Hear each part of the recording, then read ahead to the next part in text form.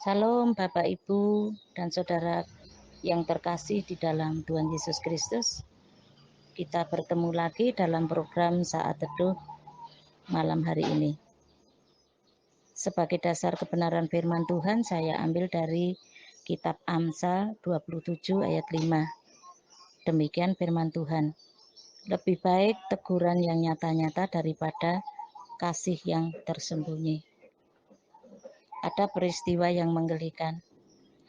Gara-gara ditegur, imannya menjadi gugur. Karena belum siap menerima teguran. Belum siap adanya perubahan. Itu yang saya rasakan, yang saya lihat di grup di mana saya melayani di situ. Saya punya pengalaman seperti ini. Sebelum pandemi saya mengikuti GEBA, Gerakan Baca Alkitab, yang diikuti jemaat seluruh Indonesia, dan saya juga terlibat pelayanan di situ bersama teman-teman. Dengan berjalannya waktu dari pusat, ada perubahan. Di grup dibuat per provinsi dan aturannya lebih ketat dan disiplin. Dengan aturan yang baru, banyak teman-teman yang melakukan kesalahan dan kena teguran, termasuk saya. Di program yang baru ada aturan kalau sudah jam tenang, host tidak boleh memposting apapun. Saudaraku, pada waktu itu kami berdua nge-host di Kalimantan. Saya tinggal di Jawa Tengah, teman saya di grup itu tinggal di Malaysia. Karena saya tinggal di Jawa Tengah dan waktu itu jam baru menunjukkan pukul 7 lebih 10 menit, pikir saya mau buat tulisan yang menyemangati jemaat. Baru satu kalimat tiba-tiba ada telepon yang mengatakan saya tidak boleh membuat ketulisan atau memposting apapun di grup karena ini jam tenang. Beliau pick, siapa saya lupa picknya, yang menegur saya itu, saya kaget. Loh, kan baru jam 10 pick, saya bilang seperti itu.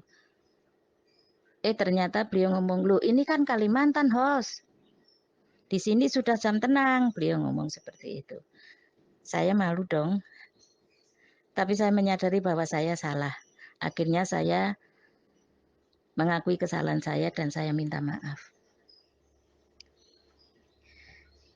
Ternyata sorenya saya di WA teman saya yang dari Malaysia, teman satu grup kami nge-host di Kalimantan ini.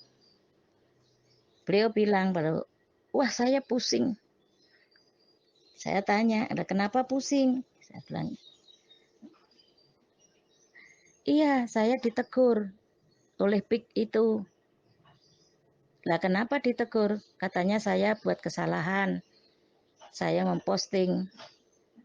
Saya tidak boleh memposting apapun karena ini jam tenang. Oh iya, saya juga kena tegur kok. Tapi enggak apa-apa host. Jangan dipikirin, itu buat kebaikan kita juga loh. Saya bilang seperti itu. Itu maksudnya supaya kita ini belajar disiplin. Iya, tapi saya pusing, beliau ngomong seperti itu.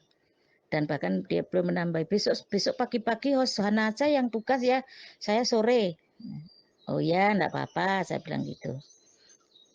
Nah, saat ini saya diingatkan ada di Matius 22 ayat 14, ini untuk menguatkan kita ya. Banyak yang dipanggil, sedikit yang dipilih. Yuk kita belajar disiplin seperti yang Tuhan kehendaki. Agar kita termasuk orang-orang yang dipanggil juga dipilih Tuhan. Belajar taat dan setia mengiring Tuhan sampai akhir hidup kita. Kiranya ini boleh menjadi berkat buat kita, buat perenungan buat kita semua. Di dalam nama Yesus, supaya kita menjadi orang yang dipilih. Mari kita berdoa. Terima kasih Tuhan Yesus atas waktu dan kesempatan yang Kau berikan untuk kami. Ini hamba-Mu sudah menyampaikan sebagian firman-Mu, hanya 2 ayat dari Amsal dan Matius. Dan kiranya apa yang hamba-Mu sampaikan ini boleh menjadi berkat bagi orang-orang yang mendengarkan, teman-teman yang mendengarkan, dan kami sendiri pun mendapat berkat yang dari-Mu Bapa. Terima kasih, ampuni kalau cara penyampainya kurang berkenan di hadapan-Mu, Tuhan yang akan menyempurnakannya. Dalam nama Yesus, Engkau memberkati Mispa Ministry yang dipimpin oleh Bapak Oki. Engkau memberkati pelayanannya, Engkau juga memberkati keluarganya, usaha pekerjaannya diberkati oleh Tuhan. Terima kasih. Dalam nama Yesus saya berdoa, haleluya, amin.